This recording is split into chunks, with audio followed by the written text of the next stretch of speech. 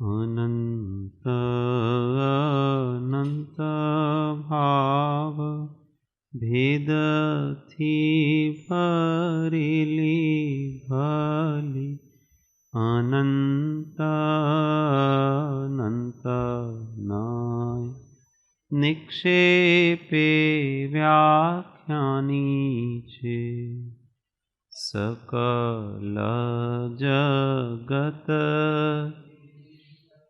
कारिणी हारिणी मोह तारिणी भवाब्धि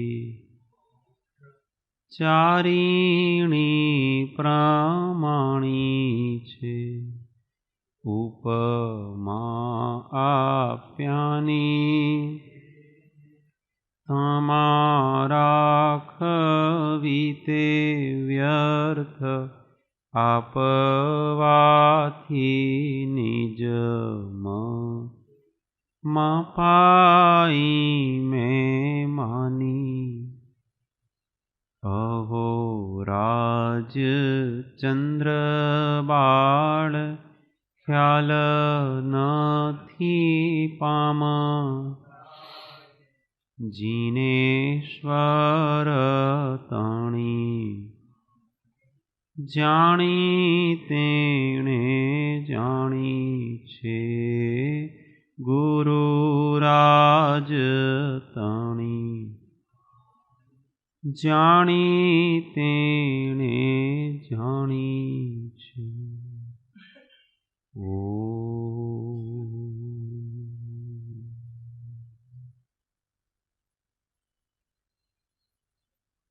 जय श्री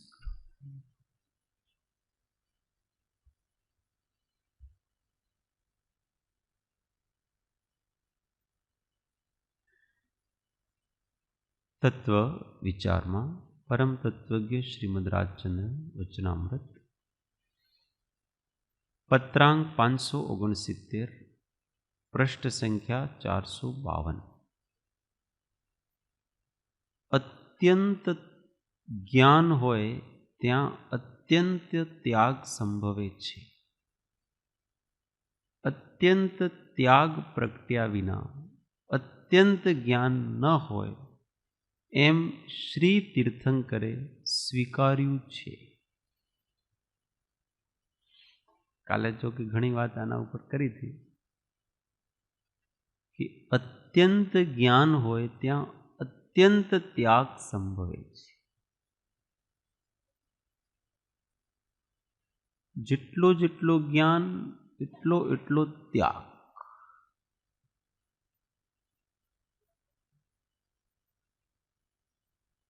त्याग એટલે રાગાદી વિકારોનું પરીક્ષણપણું, એનું નામ ત્યાગ છે। ત્યાગ આપણે કોનો કરવાનો છે? ત્યાગ કોનો થાય છે? આત્મા કોનો ત્યાગ કરે છે? આત્મા જે ગ્રહણ કરે એનો ત્યાગ કરે। તો આત્મા ગ્રહણ શું કરે છે? આત્માએ શું ગ્રહણ કરી રાખ્યું છે? આ શરીર ગ્રહણ કરી રાખ્યું છે કે આ બીજા પદાર્થોને ગ્રહણ કરી રાખ્યા છે? આમાંથી કોઈ ગ્રહણ કરી નથી રાખ્યું।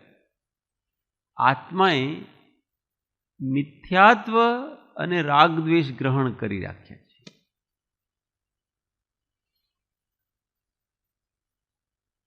અને જેમ જેમ પોતાના જ્ઞાન સ્વભાવ ઉપર સ્વસ્વરૂપ ઉપર આવે તો આ ત્યાગ થાય છે। પ્રથમ તો આત્માએ કલ્પનાઓને ગ્રહણ કરી રાખી છે, એનું નામ મિથ્યાત્વ છે।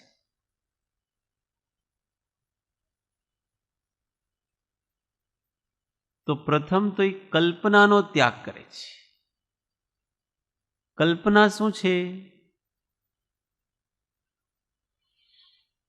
સાચું નથી માની રાખ્યું છે કે આ શરીર છે તે હું જ છું, આ એક કલ્પના છે. આ શરીર મારું જ છે, આ કલ્પના છે. આ જે વાણી નીકળે છે એ હું છું, એ કલ્પના છે. આ શબ્દો મારા છે, એ કલ્પના છે. આ ચોપડી મારી છે, એ કલ્પના છે.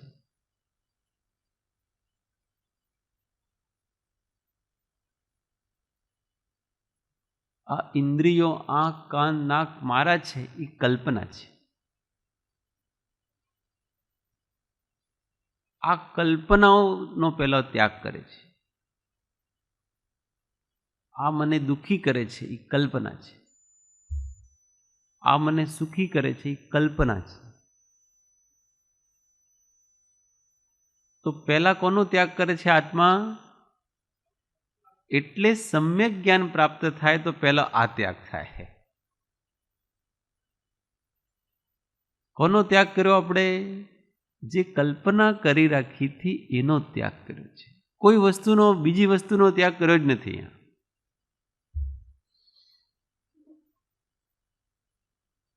એ જ્યાં છે ત્યાં જ છે. શરીર છે, જીવન મુક્તિ શરીર સહિત પ્રગટે છે કે શરીર રહિત પ્રગટે છે? શરીર છતાં પણ જીવન મુક્તપણું પ્રગટ થાય છે.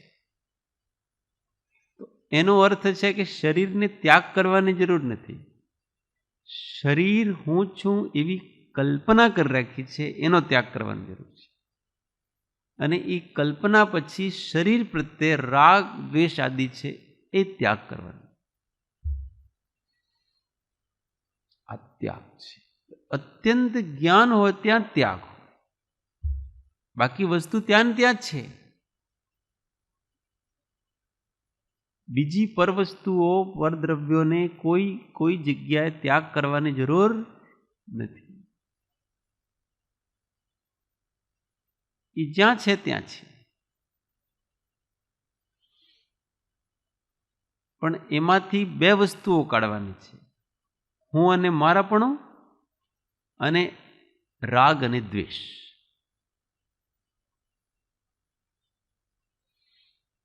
આ બે જુદી વસ્તુ થઈ. અહમ મમત્વ અને રાગ દ્વેષ. આ હું છું ને આ મારું છે, આનો સંબંધ મિથ્યાત્વ સાથે છે. અને રાગ દ્વેષનો સંબંધ ચરિત્ર સાથે છે.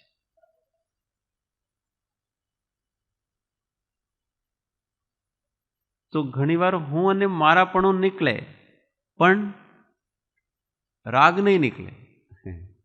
અને રાગ ન નીકળે ત્યાં સુધી વસ્તુનો આત્યંતિક ત્યાગ ન થાય. સર્વસંગ ત્યાગ ન થાય. તીર્થંકર પણ ગ્રહવાસમાં હતા તો એમને હું અને મારાપણું નહોતો.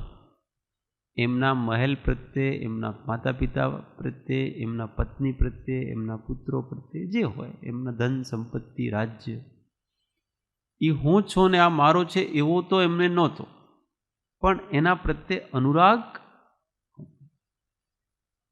તો એના અનુરાગનો ત્યાગ કર્યો છે. એ ઘરથી નીકળ્યા તો એમને શું ત્યાગ કર્યો? કોઈ રાજ્યનો ત્યાગ નથી કર્યો. એમના દીકરા જ્યાં છે ત્યાં જ છે, એમની પત્ની જ્યાં છે ત્યાં જ છે, એમનું રાજ્ય જ્યાં છે ત્યાં જ છે, એમના પૈસા જ્યાં છે ત્યાં જ છે. કોઈ નદીમાં ફેંકી નથી દીધા, સમુદ્રમાં કંઈ ફેંકી નથી દીધા. એમણે જે વસ્તુઓ જ્યાં છે ત્યાં જ છે. એમણે પોતાનો રાગ કાઢી નાખ્યો. હવે એ બધાની જરૂરત ન રહી.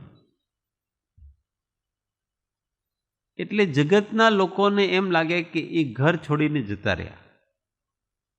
એ ઘર છોડીને એમને કોઈનો ત્યાગ નથી કર્યો, એમણે રાગનો ત્યાગ કર્યો છે. અને કોઈ વસ્તુ પ્રત્યે રાગ ન રહે તો ત્યાં ન ઠરી શકે. ઠેરાવ ક્યાં રહે? જ્યાં રાગ હોય ત્યાં ઠેરાવ હોય. જ્યાં રાગ ન હોય તો ઠેરાવ ન હોય. ઉપયોગ આપણો ક્યાં લિપ્ત રહે છે, ચિપકીને રહે છે? ક્યાં? જ્યાં રાગ છે. ન તો ન રહી શકે.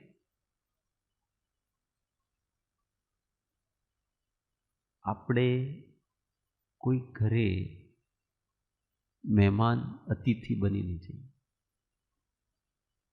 અમેરિકામાં ગયા મહેન્દ્રભાઈના ઘરે, ખૂબ જ આવભગત કરે આપણે. પણ 10 દિવસ થયા, 15 દિવસ થયા, ના યાર હવે અમે જઈએ છીએ. પણ એ કહે છે કે તમને અહીંયા તકલીફ શું છે? અમને કાંઈ તકલીફ નથી, પણ હવે અમારે છે ને અમારે ઘરે જવું છે.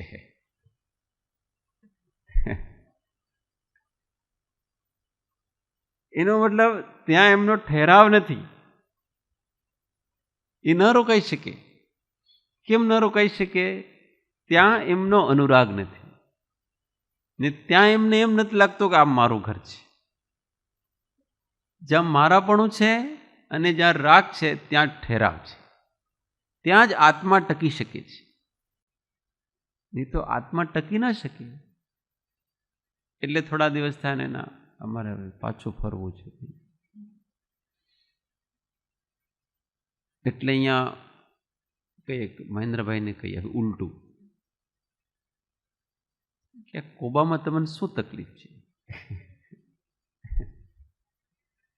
તમે ત્યાં જાઓ છો ઘરે, ત્યાં જઈને તમારે પરેશાન થવાનું. અહીંયા તમને તૈયાર ભોજન મળે છે, ત્યાં તમારે બનાવવાનું હોય. અહીંયા તમારે ઘરની સાફ સફાઈ કરવા માટે અહીંયા ઘણા બધા મળી જાય સેવક, ત્યાં એ પણ ન મળે. શાકભાજી લાવો તોય તમારે ત્યાં જવું પડે. આટલી બધી તકલીફો છે, છતાં એમ કે ના હવે અમારે ટાઈમ થઈ, હવે અમારે જવું. કારણ રાગ છે એટલે ઠહેરાવ છે. હજી એમ લાગે છે કે અમારું ત્યાં પણ છે, અહીંયા પણ છે અને ત્યાં પણ છે. રાગ એટલે ઠહેરાવ થાય. આ રાગ છે એ ઠહેરાવ કરે છે. જેને એમ લાગે કે આ કોબા અમારું છે તો અહીંયા ઠહેરાવ થાય, અને એમ ન લાગે તો અહીંયા ઠરાવ ન થાય. અનુરાગ અને મારાપણું હોય ત્યાં જ ઠેરાવ થાય, બાકી જગ્યા ઠરાવ ન થાય, ત્યાગ થઈ જાય. એટલે અહીંયા કોઈ મુનિ આવે, આપણે એમને ખૂબ આવભગત કરી, સારી રીતે જેટલી સેવા થાય, સત્સંગ હોગો.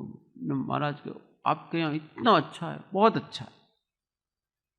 પછી આપણે મહારાજને પૂછીએ, કહીએ महाराज आपको इतना अच्छा लगा, आपकी इतनी साधना भी हुई, तो आप रुकते क्यों नहीं यहाँ? आप यहाँ रुक जाइए. તો નહીં. કેમ ન રોકાય? એમને રાગ નથી. રાગ ન હોય ત્યાં સ્થિરતા ન થાય. ભગવાન ઘર છોડીને જંગલ ગયા, રાગ ખતમ થઈ ગયો એટલે એ છૂટી ગયું. એ ઠરાવ ન થાય ત્યાં. જ્યાં સુધી રાગ હોય ત્યાં જ સ્થાન ઉપર ને એ લોકો સાથે ઠહેરાવ થાય, પછી ઠહેરાવ ખતમ. એ જંગલમાં ગયા, એક જગ્યા ન રહે, એક જગ્યાએ ન રહે, ક્યાંય પણ એક જગ્યાએ ન રહે. રાગ નથી. એટલે 2-3 દિવસ રોકાય કોઈ જગ્યાએ, પછી બીજી જગ્યાએ, પછી ત્રીજી જગ્યાએ. નહીં તો ઘણી વાર આપણને ફાવી જાય ને, કોઈ જંગલ પણ ફાવી જાય. કેટલા સરસ નદીના કિનારો છે, અને અહીંયા કેવા સારા સારા પ્રાણીઓ છે, હિરણો છે, જંગલ છે, શુદ્ધ હવા છે. આપણે તો અહીંયા એક કુટિયા બનાવીએ, અને કુટિયા બનાવીને આપણે અહીંયા જ રહી. એવું મન થાય કે નહીં? મુનિને ન થાય. એ તો પાછો પરિવાર બને છે. પેલા ભરતહરી મહારાજને થયું ને,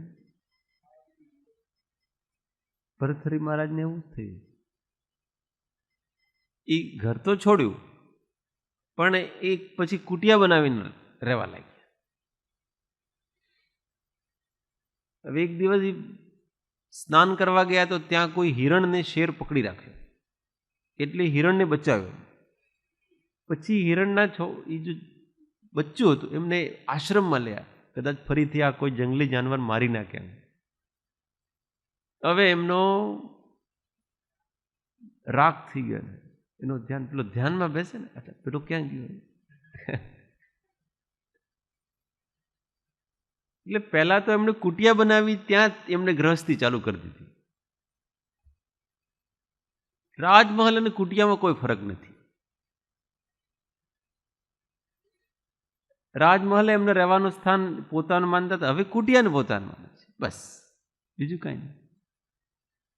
એટલે સર્વસંગ પરિત્યાગ હોય ત્યાં પોતાનો આવાસ બનાવીને ન રહે. આવાસમાં રહે. કેવા આવાસમાં રહે?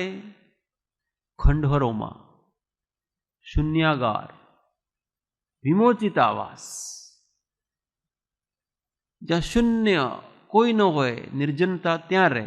અથવા કોઈ ગુફામાં રહે, અકૃત્રિમ. અથવા વિમોચિત આવાસ, જે કોઈ પ્રાણીઓએ અથવા કોઈ મનુષ્યોએ એ આવાસને છોડી દીધો છે, ખંડહરો, એવામાં રહે. જ્યાં ઘરવાળા રહેતા હોય વર્તમાનમાં, એવા આવાસમાં મુનિ ન રહે. કે મહારાજ તમે અમારા ઘરમાં જરા રહો ને, અમારે એક રૂમ તમને આમ સેપરેટ કરી આપીશ.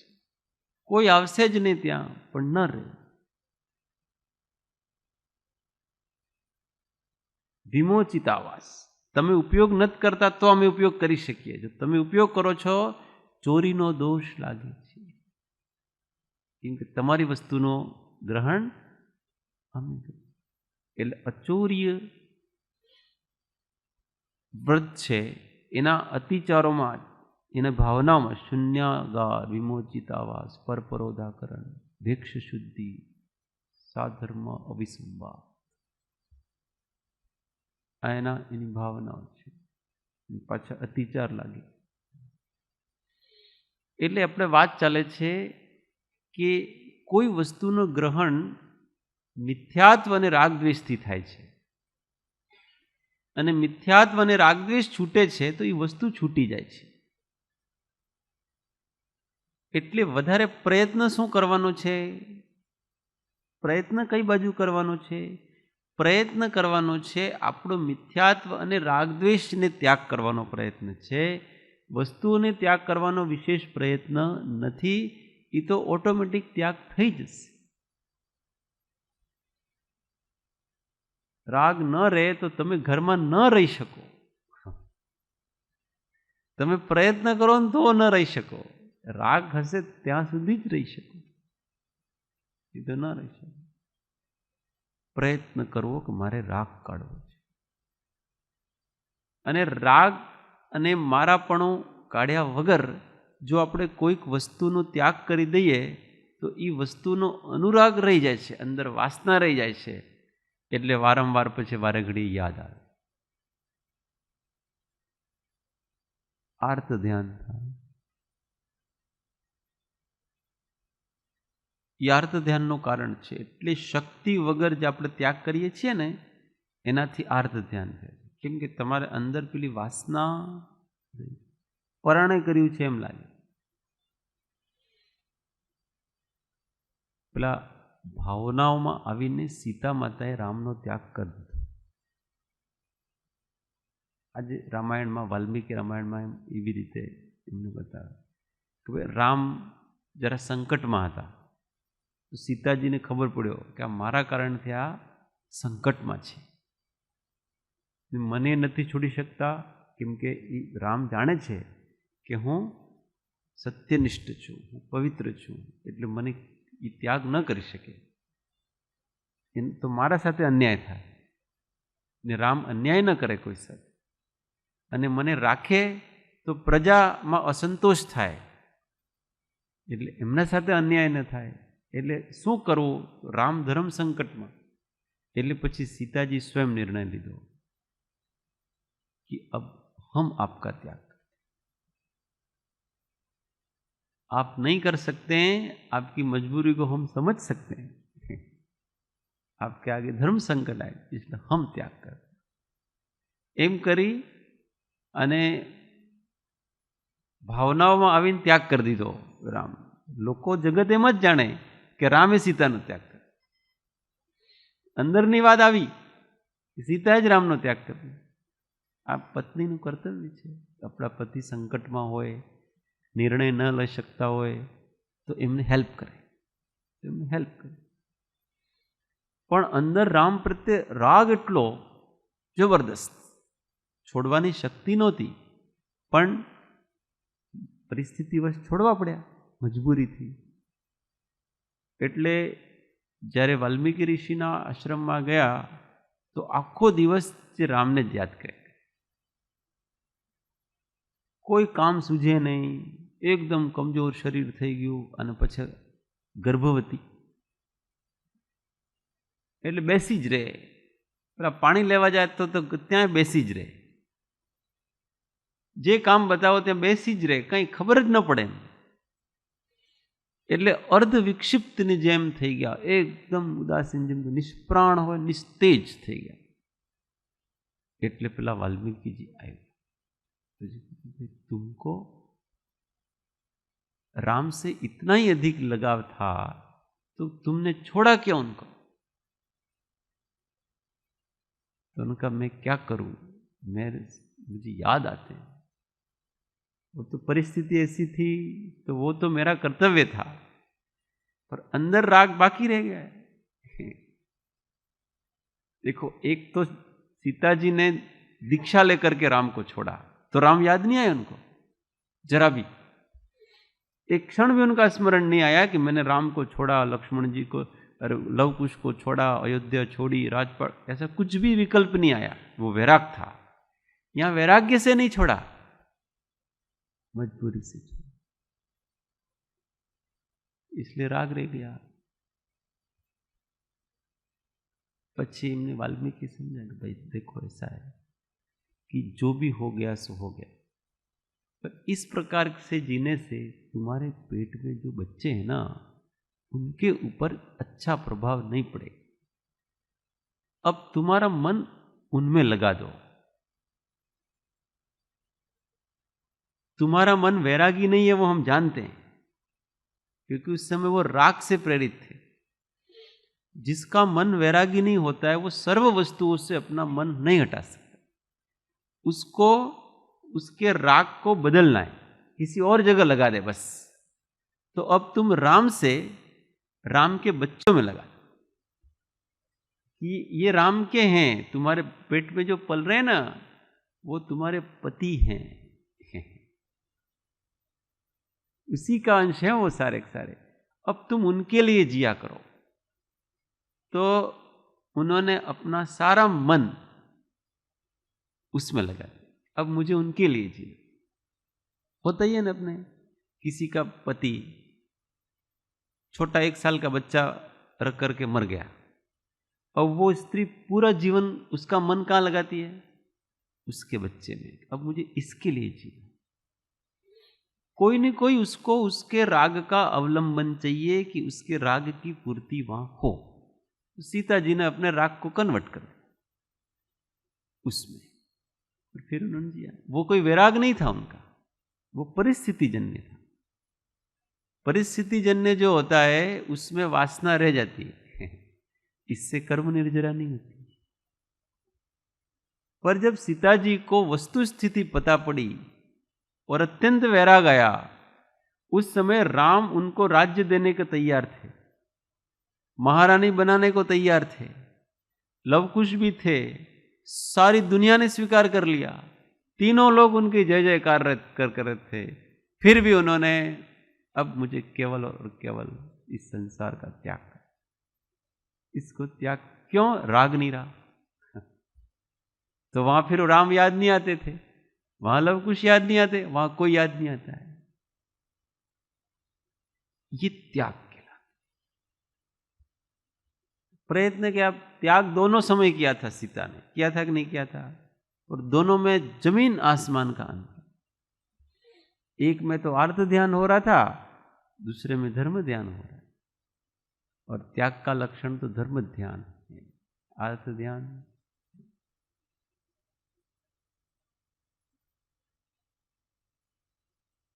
इसलिए अत्यंत, ये शब्द बहुत जोरदार, अत्यंत ज्ञान होते हैं अत्यंत त्याग संभवे।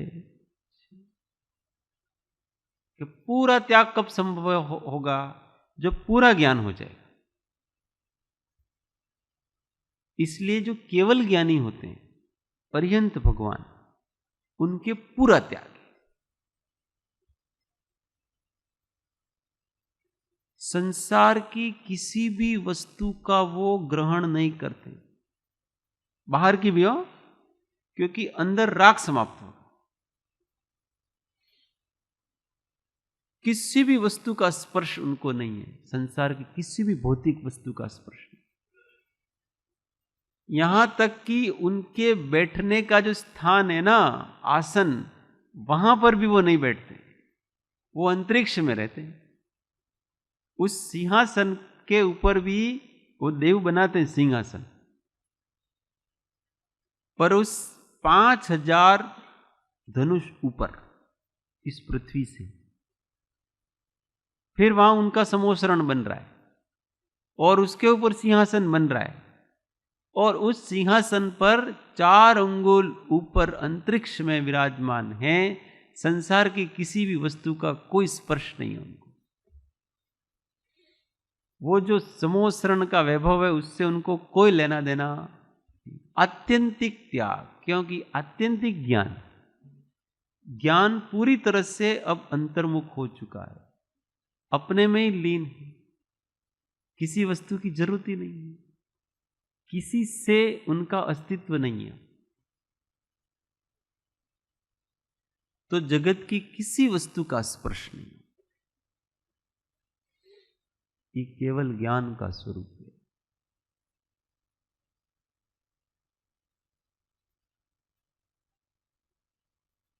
हम सोचते हैं कि यार ऐसे इतना त्याग कैसे कर सकते, लोग करते हैं त्याग कर, इतने अच्छा घर परिवार, ये कैसे त्याग कर दिया होगा? तो भी वो ज्ञान से किया। हमको ऐसा लगता है, अज्ञानी को और रागी को ऐसा लगता है कि ये इतना अच्छा है, पर ज्ञानी और वैरागी को कोई लगता ही नहीं है कि ये है ही नहीं, इससे मेरा कोई संबंध ही नहीं जरा भी। कैसे टिकेगा वहां? टिक नहीं सकता, जरा भी नहीं टिके। इतनी सारी रानियां ने कैसे त्याग किया होगा? उसने त्याग किया, शालीभद्र ने 32, कैसे जम्बू स्वामी ने,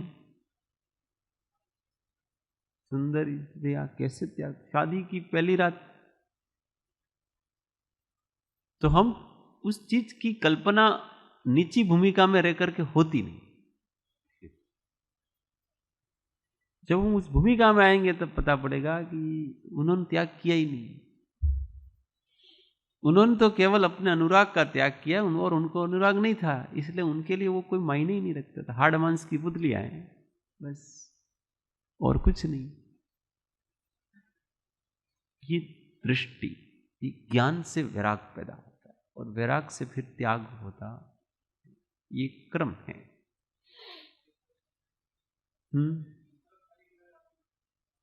हाँ, वही तो, त्याग किसका करना है? बाहर का परिग्रह तो बाहर ही है, उसका तो हमको त्याग करना ही नहीं है। उसमें तो ये मेरा था, ये मैं था, इस कल्पना का त्याग करना है। वो कल्पना का त्याग कर दिया आपने, बस वो तो वहीं के वहीं है, क्या त्याग करो?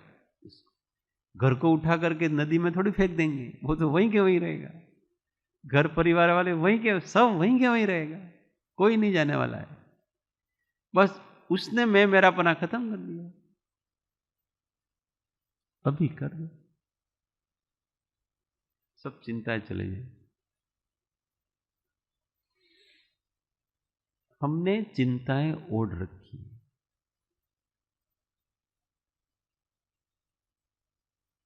राम को राजा बने रहना था, इसलिए सारी चिंताएं थी, प्रजा की ये वो।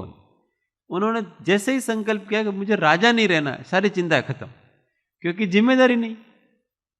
मैं राजा रहूंगा तो सबको खुश करने की जिम्मेदारी होगी मेरी, सबको संभालने की। अब मैं वो ही नहीं। समझ में आ रहा है? कहां छोड़ा, क्या छोड़ा उन्होंने? जो बोझ कल्पना से मान रखा था, उस बोझ से निवृत्त हो। ख्याल आवे? बहुत कठिन है। भरत जी ने जब 14 रत्न छोड़े, इतनी रानियां छोड़ी, वो बोझ उन्होंने अब तक स्वीकार कर रखा था, छोड़ दिया, कुछ नहीं। पहले उनके बच्चे दीक्षा लेते थे तो भी उनको प्रॉब्लम होती, संयम ग्रहण करते तो भी। अब वो स्वयं जा रहे, कोई प्रॉब्लम नहीं है उनको, जिसको जहां जाना हो जाओ, जो मरना हो तो मरो, जीना हो तो जियो। देखो वैरागी की स्थिति। वो सुकौशल मुनि, अपन कथा सुनिए। 1 महीने का बच्चा था उसके पेट में, उसकी पत्नी के पेट में, गर्भ में, 1 महीने का। और उसको पेट पे, गर्भ पे हाथ रख के कहा कि अगर ये लड़का होगा तो इसको मैं राजा बनाता हूं, आज से ये राजा हो, मैं राज्य छोड़ता हूं। और वो चले गए। उन्होंने ये भी नहीं सोचा होगा, अरे यार ये गलत बात है, गर्भवती स्त्री को छोड़ के चले, महापाप, इससे अच्छा तो शादी ही नहीं करते। राज्य की चिंता नहीं उनको, प्रजा में अराजकता हो जाएगी। मंत्री ऐसा ही कहते थे, मंत्री, प्रजा में अराजकता हो जाएगी, कैसे होगा सारा। अच्छा, अपन ऐसा सोचते हैं, उन्होंने ऐसा नहीं सोचा होगा। वो चरम शरीरी व्यक्ति, एक भवावतारी, उसी देह से वो मोक्ष जाने वाले हैं, क्या उन्होंने ये सब नहीं सोचा होगा? ये जो सोच है वो मोह से निकली है। कहां से निकली है? मेरे बिना ये हो जाएगा, इसके बिना ये होगा, ये नहीं तो ऐसा। ये कहां से निकली है? मोह से निकली सोच। मोह से निकली सोच है, वो हमेशा आपको जगत के परद्रव्यों में फंसाएगी। वो आपको जिम्मेदारियों का एहसास कराती। अभी तो मेरा ये बाकी है, अभी तो मेरा वो बाकी है, अभी मुझे ये करना है, वो करना है। और जहां अत्यंत वैराग से जो सोच निकलती है, वह मानता है कि पहली बात ये सोचो कि मैं कौन हूं। वहां यह आता है कि मैं हूं कौन। और जब अपना निर्णय हो गया कि भाई मैं तो ये शरीर भी नहीं हूं,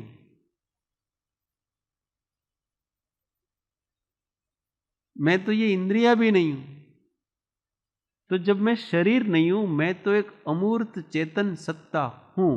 अब उस अमूर्त चेतन सत्ता का क्या कर्तव्य है, किसके साथ क्या संबंध है, ये बताओ। जब हम अपने आप को शरीर मानेंगे, ये पर्याय मानेंगे, तब जाकर के सारी जिम्मेदारियां चालू होगी, सब चालू होगा।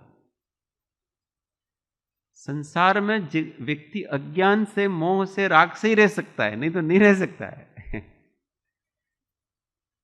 वो उस धरातल पे सोचते कि मैं ज्ञान स्वभावी आत्मा, इसकी क्या जिम्मेदारी। सबसे पहली जिम्मेदारी अपनी यह है कि मैं अपने स्वभाव में रहूं। प्रत्येक द्रव्य इस जगत में जो भी हैं, उनका सबसे प्रथम कर्तव्य है कि वो अपने स्वरूप में रहे। ये उसका प्रथम कर्तव्य है। दूसरों की चिंता करना ये द्रव्य का स्वभाव नहीं है और इसका कर्तव्य भी नहीं। ख्याल में आवे छे? इधर अत्यंत त्याग की बात कर रहे हैं। कहां से निकलते हैं ये सब चीजें? अपने को हम मोह के कारण से, राग के कारण से हमको उनका अद्भुत रहस्यपूर्ण चरित्र समझ में नहीं आता कि यार अपन अपने दिमाग से सोचा करते यार आ तो खोटू छो, बिल्कुल खोटू छो। आटलो बधो छोकराओने रड़ता मूकवाना, नाना नाना छोकराओ जता रहे। भाई तुम राग के घर पे, अब तुम राग से सोच रहे हो, तुम दुनियादारी की दृष्टि से सोच रहे हो। वहां दुनिया है ही नहीं, वहां ज्ञान स्वभावी आत्मा को पकड़ा उन्होंने। आत्मा के क्या बच्चे ने, क्या पत्नी ने, क्या घर ने, क्या बार ने, कुछ नहीं। उनका एक ही कर्तव्य है कि मैं कैसे भी करके अपने स्वरूप में स्थित रहूं, ये मेरा कर्तव्य है, और उसी से ये जगत ठीक रहेगा, मैं भी ठीक रहूं। इन घर गृहस्थी वगैरह में तो मैं उल्टा उनको राग बढ़ाऊंगा, मेरे निमित्त से वो संसार का सेवन करेंगे, संसार में फंसेंगे। जब हम जगत के लोगों के साथ में जब व्यवहार करते हैं ना, राग द्वेष कुछ भी व्यवहार करते हैं, तो हमारे निमित्त से वो संसार बढ़ा रहे हैं कि कम कर रहे हैं? बढ़ा ही रहे हैं। हम उनसे प्रेम करते हैं, वो हमसे प्रेम करेंगे, संसार बढ़ेगा कम होगा? बताओ भाई। और जब हम वैरागी हो जाएंगे, हम त्यागी हो जाएंगे, तो वो भी वही अनुसरण करेंगे, तो उनका संसार कम होगा। इसलिए आदिनाथ भगवान के पुत्र उन्हीं की राह पे चले। उन्होंने त्याग से उपदेश दिया, और जब तक वो घर में थे तब तक उनके लड़कों को भी वैराग नहीं आ रहा था। समझ, ये बात ये है मुख्य वस्तु। इसलिए जब ज्ञान परिपक्व हो जाता है तो संसार की वस्तु से वो अलिप्त हो जाता है, सब चीजें वहां छूट जाती हैं। वहां किसी से द्वेष से कुछ नहीं छोड़ रहा है व्यक्ति, कोई द्वेष नहीं किसी से। क्या द्वेष? अपने स्वरूप में स्थिति है, बस। अभी का दृष्टांत है, ब्रह्मचारी, पूज्य ब्रह्मचारी जी ने 1-1.5 साल का लड़का, वो इतना वैराग्य आया प्रभु श्री जी का। हाँ, 1 साल का बच्चा छोड़ के भाई को दे दिया संभालना। वो बहुत बड़ी बात। जिसने शादी नहीं की वो तो कोई दिक्कत नहीं, पर विवाह किया, 1 साल के बच्चे को छोड़ना कितनी बढ़िया। लोग कहेंगे, लोग क्या कहते रहते हैं, ये ना इनके, वो ये पालन नहीं कर सकते थे, उनको पालने में दिक्कत आती थी, मेहनत करनी पड़ती थी, इसलिए छोड़ के चले गए। ऐसा नहीं है, उनमें शक्ति थी कि वो पालन कर सकें सब, परंतु ये सब सांसारिक वस्तुएं हैं। बच्चों का पालन करना, ये सांसारिक विचार है सारे के सारे, जिम्मेदारियां वगैरह। हमको नहीं रहना संसार में। जब संसार में रहना ही नहीं है तो फिर काहे को ये संसार की जिम्मेदारियां लेना फालतू में। नारद की उत्पत्ति ऐसी, देखो उसकी मां की दृढ़ता कि एक तापस और तापसी थे, तो उन दोनों से उत्पत्ति हुई इनकी। सन्यासी थे, फिर जब वो गर्भवती थी तो वहां मुनि आए। उन्होंने कहा कि तुम लोग ये वेश जो बना रखा है, और इसके पेट में तो ये तो गर्भवती है, तुम लोगों को दिखा रहे हो तुम सन्यासी हो, और तुम तो गृहस्थों की तरह रह रहे हो यहां पर। तो उसका पति था, उसको तुरंत वो प्रतिबुद्ध हो गया, वो तो तुरंत ही उनके साथ चला गया, अब हम आपके साथ। वो मुनि बन गया। और वो जो उसकी पत्नी थी, उनको भी ज्ञान प्राप्त हो गया, उसको भी। तो अभी पेट में बच्चा है तो गर्भवती तो संयम ले नहीं सकती, इसलिए उसने बच्चे को जन्म दिया। और बच्चा जन्म होते ही उसने एक जगह अच्छे से कपड़े से एक पेड़ के पास में लपेट करके रख दिया। इसका जैसा भवितव्य होगा वैसा होगा। तुरंत जन्मे हुए बच्चे को उसने छोड़ दिया और वो आर्यिकाओं के संग में चली गई, क्योंकि उसने तय किया था कि जब ये पैदा होगा तब तक ही मैं हूं, इसके बाद नहीं। प्रतिबुद्ध होगी। इसका जो होना भवितव्य है वो होगा। देखो क्रमबद्ध पर्याय का निर्णय है कि मेरे पालने से ये नहीं पलता है, अगर ये पलेगा तो उसके भवितव्य से पलेगा। वो तो चली गई और कोई वहां पर देव आए, देवों ने उस बच्चे को पाला, इसलिए देवर्षि कहलाते हैं नारद जी। मनुष्य को देवों ने पाला, बड़े हुए, फिर ब्रह्मचारी हुए, जो भी हुए अच्छे से पाला। तो ये वैराग होता है। जब वैराग तीव्र होता है ना, तो कैसे वैराग हुआ? ज्ञान तीव्र हुआ, ये वस्तु स्थिति पता पड़ गई कि यहां कोई किसी को कुछ नहीं कर रहा है भाई। हम फालतू में मोह के अधीन होकर के ऐसा मान रहे हैं कि मैं इसका ये कर रहा हूं, वो मेरा ये कर रहा है, ये यहां तो सब कुछ ऑटोमेटिक व्यवस्था से चल रहा है मामला। जब ये वस्तु व्यवस्था समझ में आ जाती है तो फिर अपने अंदर वो राग था ना, मोह था ना, यार मेरे कारण मैं नहीं रहूंगा तो ये हो जाएगा, मैं तो ये हो जाएगा, ये छूट जाता है। क्योंकि अभी तक वो पतली सी अनुराग की, वो मोह की रेखा थी। वो रामकृष्ण परमहंस विवेकानंद के बारे में कहते हैं कि ये भी सारी दुनिया में दौड़ धूप करेगा। ये इसके अंदर भगवान ने, नीति ने इसके अंदर अज्ञान की हल्की सी रेखा को रख रखा है, और जब तक वो अज्ञान की रेखा है तब तक ये दौड़ धूप करेगा, सारी दुनिया में जाएगा, भाषण देगा, ये करेगा, वो करेगा, हमारा देश, हमारी संस्कृति, हमारा ये, ऐसा करता रहेगा। और जिस दिन वो अज्ञान की रेखा निकल जाएगी, ये कुछ नहीं करेगा, समाधि में लीन हो जाएगा। ये सब राग कराता है और कोई नहीं कराता, कि वो एहसास कराता है जिम्मेदारी, और वो उस समय इतना सत्य लगता है, सही है, करना ही चाहिए अपने।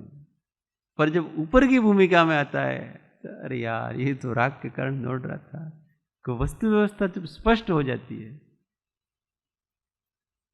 होता है भूमिका के अनुसार सब चीजें होती है।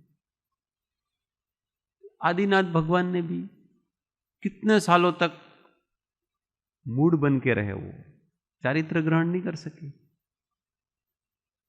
घर गृहस्थी में लिप्त होकर के रहे। कितने वर्ष तक रहे? तो 84 लाख पुरुष में से 83 लाख वर्ष पूर्व, मतलब ऐसा कह सकते हैं ना, वो पूरी तरह से बूढ़े हो गए। वो बूढ़े होते नहीं है।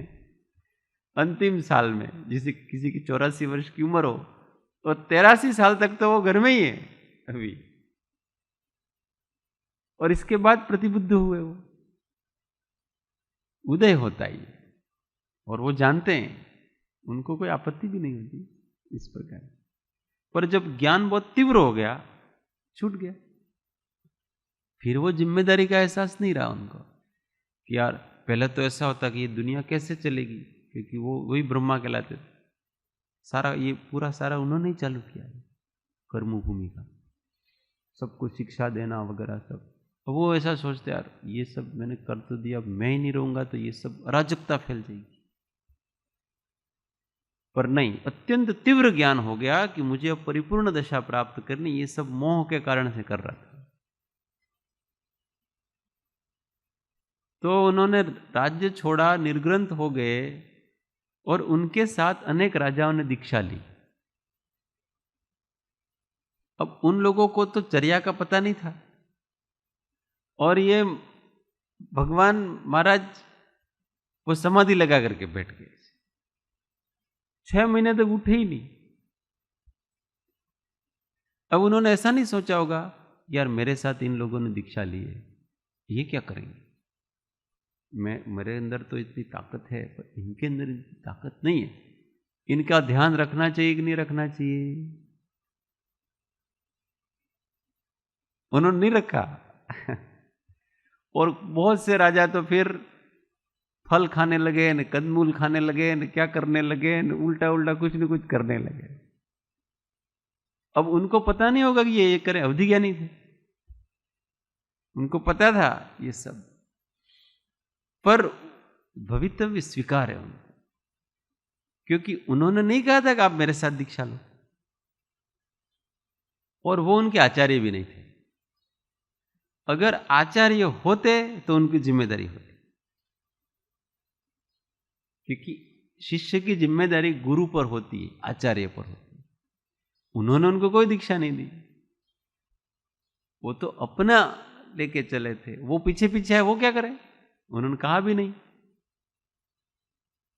तो जिम्मेदारी का एहसास भी नहीं जरा। और 1000 साल तक वो ऐसे ही रहे, अकेले, कोई जिम्मेदारी नहीं। पहले सबको सिखाते थे, अब वो जहां जाते हैं वहां ओ ये तो हमारे राजा है, ये तो हमारे राजा है, पर वो जहां उनको सम्मान दिया जाता था वहां अब वो नंग धड़ंग घूम रहे हैं, आहार के लिए दर दर की ठोकरें खा रहे हैं। देखो, भोजन भी नहीं मिल रहा उनको। कितने महीने तक भोजन नहीं मिला उनको? 13 महीने। 13 महीने तक खाया ही नहीं उन्होंने, और 7 महीने तो रोज भोजन के लिए निकलते। 7 महीने तक गए रोज चर्या के लिए, रोज जाते थे। 7 महीने बाद भोजन मिला। ये त्याग क्या, ज्ञान प्रकट हुआ है ना, इसलिए वो सब दुनियावी वस्तुएं, दुनियादारी, वो सब छूट जाती है। इसलिए जहां जहां भी हमारे से वस्तुएं नहीं छूट रही हैं, इसका मतलब समझ लेना कि हमारे अंदर राग पड़ा है। उस राग को आत्मज्ञान से, तत्व ज्ञान से निकाला जाए। कोई उपाय नहीं है दूसरा राग को निकालने का, एकमात्र वस्तु स्वरूप का विचार करो, वस्तु व्यवस्था का विचार करो, तभी जाकर के वो पतला पड़ेगा, नहीं तो वो पतला नहीं पड़ेगा। छोड़ देने से भी पतला नहीं पड़ता है, किसी से पतला नहीं पड़ता है। हाँ, आपका पतला पड़ गया तो छूट जाओगे, पर छोड़ देने से पतला नहीं पड़ेगा। वो थोड़े दिन हो सकता है उस वस्तु का आप अपरिचय कर दो, तो थोड़े समय तक आपके उपयोग से भले निकल जाए। कोई वस्तु अपने उपयोग से निकल जाती है और वासना अंदर रह गई, इसलिए भवांतर में वो वापस आती। इसलिए तत्व ज्ञान से छोड़, और वो अपने काल से तो वो छुट्टी है। तो पढ़देव ने एक पत्रांग में लिखा है कि इस जीव ने 3 लोकों के सभी स्थानों को, सभी वस्तुओं को छोड़ा है। और कैसे छोड़ा है? ममत्व रख करके, वासना सहित छोड़ा। उसको छोड़ना नहीं था। जैसे इस शरीर में हम हैं और हमारी मृत्यु हो जाएगी, कौन ऐसा है जो इस शरीर को छोड़ना चाहता है? सबको ऐसा ही कि अभी मैं और जीऊं तो ज्यादा अच्छा। फिर भी आत्मा इस शरीर से अलग होगा कि नहीं, पर वो मजबूरी से छोड़ रहा। जीने की इच्छा बाकी रह गई, इस शरीर में रहने की, इस पर्याय में रहने की वासना है, पर समय खत्म हो गया, इसलिए अब नहीं रह सकते। तो अब नया भाव मिलेगा उसको, नया शरीर मिलेगा, क्योंकि शरीर की वासना रहेगी रहने, शरीर में रहने की। इसलिए जब संलेखना ली जाती है तो उसको कहा जाता है कि जीने की हो न इच्छा, मरने की हो न वांछा। जीने की भी इच्छा नहीं और मरने की भी अभिलाषा। अगर जीने की इच्छा रखोगे, इसका मतलब आपको ये शरीर, ये पर्याय, इसमें आपको राग बुद्धि है, फिर से मिलेगी। जिसमें हमारा राग है वो फिर से मिलेगा। शरीर में राग रह गया तो शरीर फिर से मिलेगा। राग और द्वेष रह जाते हैं तो कालांतर में फिर से वस्तुओं की समागम होता। इसलिए राग द्वेष की अत्यंतिक निवृत्ति की जाए तत्व ज्ञान पूर्वक, तो सब कुछ छूट जाए। इसलिए अत्यंत ज्ञान होए त्या अत्यंत त्याग संभवे छे। अत्यंत त्याग प्रत्या विना अत्यंत ज्ञान न होए, एम श्री तीर्थंकर। अणु मात्र पण रागादि, थोड़ा सा भी ऐसा हो गया, रह गया, ये मेरे शिष्य, अभी मुझे इन सबका थोड़ा कल्याण करना है, देखभाल करनी है, अगर ऐसा है, उस आचार्य को केवल ज्ञान प्रकट नहीं होगा। जब केवल ज्ञान प्रकट करना है, उस समय उनको शिष्य गुरु के संबंध छोड़ने हैं। निर्ममत्व भाव लाना हो, राग से काम चलता है। और ये ऐसी वस्तु है ना, वैराग, ये अपन इसको पैदा कर सकते हैं, स्वाधीन। वस्तु का त्याग हमारे हाथ में नहीं है, वैराग हमारे हाथ। ज्ञान और वैराग वो हमारे हाथ में, त्याग तो हमारे हाथ में नहीं। तो क्यों नहीं हम ज्ञान बढ़ाए, उस ज्ञान के साथ वैराग बढ़ेगा, तो त्याग हो जाए। पर हम वैराग तो बढ़ाना नहीं चाहते हैं, और ये जगत की वस्तुएं हैं, वो मुझे परेशान करती है, यूं करके उससे दूर भागते। तो वो तो त्याग नहीं, वो तो द्वेष है। शरीर बूढ़ा हो गया, इसलिए अपन काम ना करते हैं। भगवान મને બધી જગ્યાએ બીમારીઓ થઈ ગઈ છે, હવે તો તમે બોલાવી લો।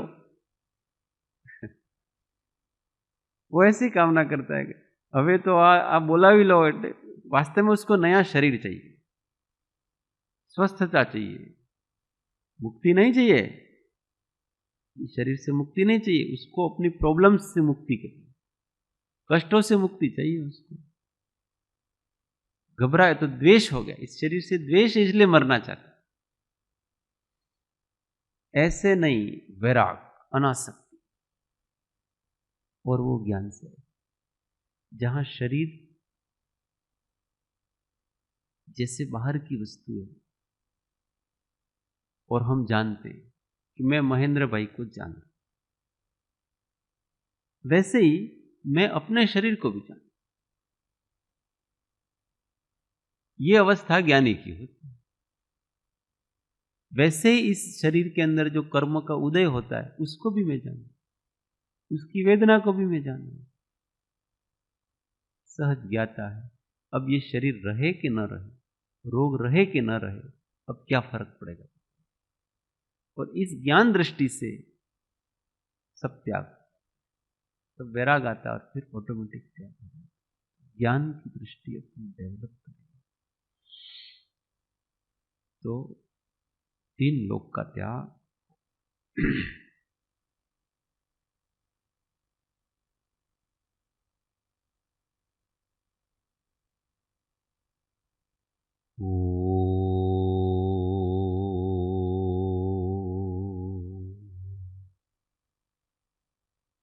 सुख धाम अनंत सुसंत चहि, दिन रात्र रहे ध्यान, पर शांति अनंत सुधामय, प्रणमो पद तेवर तेज, ओ प्रणमो पद तेवर तेज। सद्गुरु परम कृपाणु त्रिलोकनाथ की जय, सब संतन की आनंद घन। ओम।